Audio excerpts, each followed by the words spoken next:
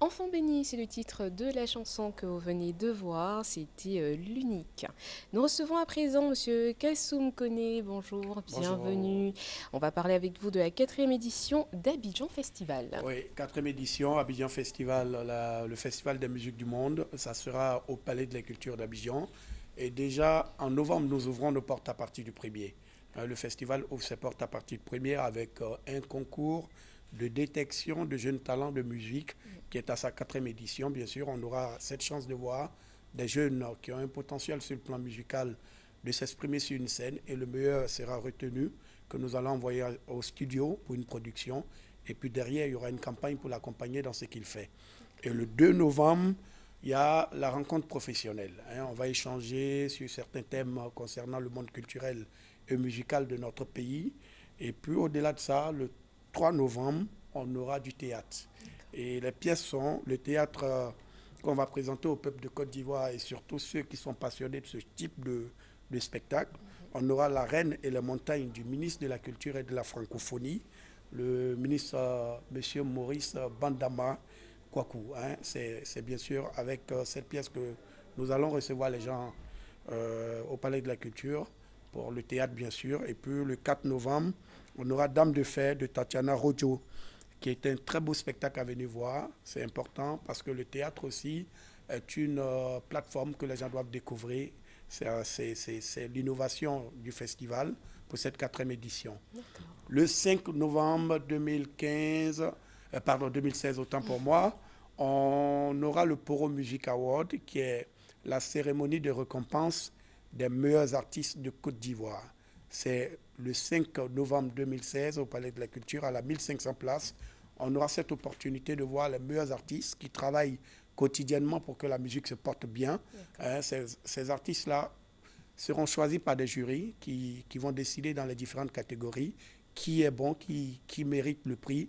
Et puis ils partiront avec leur prix, bien sûr. C'est le 5 novembre 2016. Et le Et 6. le 6, c'est le concert de clôture. D'accord. 100% Zouglou.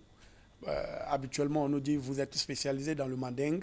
On dit non, cette fois-ci, on va démontrer au peuple de Côte d'Ivoire, et surtout pour Abidjan Festival, 4e édition, Zouglou 100%.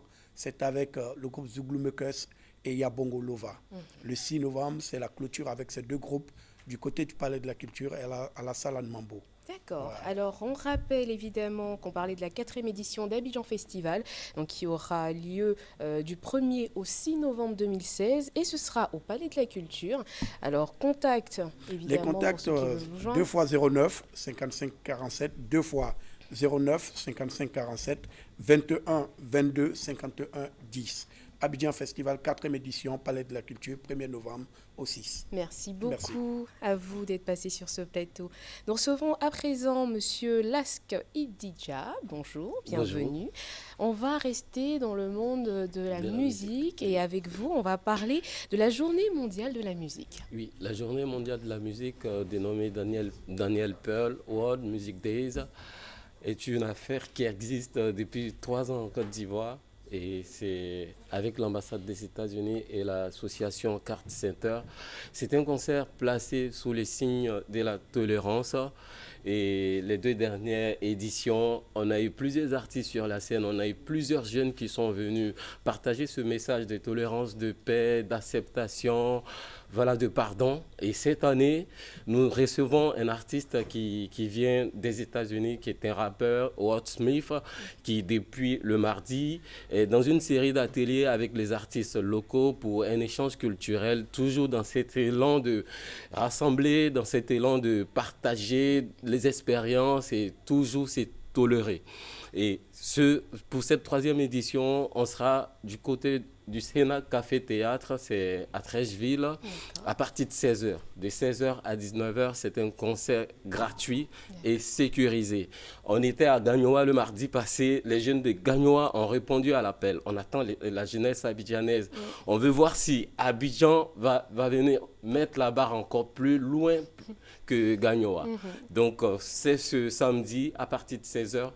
De 16 heures à 19 heures, on aura Nasha, T8, Fireman, Defty, Soli, Kidzi sur la scène. Et plein d'autres artistes qu'on peut pas citer tout le monde, mais il y aura vraiment de grosses surprises. Et en plus, il y aura cette collaboration avec cet artiste qui vient d'arriver, avec nos artistes locaux sur certains titres de Ernesto DJ et nos artistes locaux, nos anciens, qu'on va essayer de réviser sur la scène avec toujours cette touche de musique urbaine, de rap, et voilà. C'est le rendez-vous de tous les jeunes, c'est le rendez-vous de tous les jeunes placés sous le signe de la tolérance. Et il faut rappeler que Daniel Pearl était un journaliste et à ses heures perdues, il était aussi musicien. Il a été assassiné à Karachi. Alors ses amis et toute sa famille ont décidé de se réunir en fondation pour envoyer un message fort au monde entier. Quel est ce message? C'est le message de pardon, c'est le message de la tolérance. Et tous les ans, dans le mois d'octobre, on organise les journées mondiales de la musique dans tous les pays où sont représentés les États-Unis. Et nous avons la chance de pouvoir être parmi ces bénévoles qui accompagnent ce projet. C'est très important. Merci beaucoup en tout cas à vous. Et justement, vous donnez rendez-vous à tout le public pour venir écouter ce message-là avec vous et le partager, le savourer demain. Donc, Snack Café Théâtre à partir de 16h. Oui, c'est à Trécheville. C'est un concert gratuit. Gratuit. Et c'est à sécurisé. Ne pas oublier. 08 69 29 33 pour plus ample renseignement. Merci beaucoup à vous d'être passé sur ce plateau. Nous allons continuer à recevoir nos invités ici. Nous passons à présent à Charlie la légende, Bazé Thérèse et Samir Sanson. Bonjour. Bonjour. Vous allez bien? Oui. D'accord. Vous êtes sur notre plateau pour nous dire encore une fois que vous préparez vraiment cet événement de dimanche avec beaucoup d'abnégation, de ferveur, d'amour, de passion. Et voilà, moi je vous laisse parler, là je ne dis plus rien. Effectivement, on est sur le plateau de RT1 pour confirmer l'invitation à toute la population ivoirienne, à tous les mélomanes, que effectivement le concert dédicace de la présentation de l'album de Samir Sanson aura bel et bien lieu. Jour J-1, c'est pour cela qu'on est sur le plateau de RT1 pour lancer le dernier appel à tous les mélomanes d'être présents ce dimanche 30 au Baron Bar de Yopougon pour qu'on puisse faire la fête ensemble. Voilà. Oui, voilà. Il est connu partout dans le monde, mais chez lui, il n'est pas connu. Alors, il est venu vers ses parents pour qu'on le connaisse. C'est un monsieur bien gentil, c'est un monsieur doux. Vous voyez comment il chante. Quand ça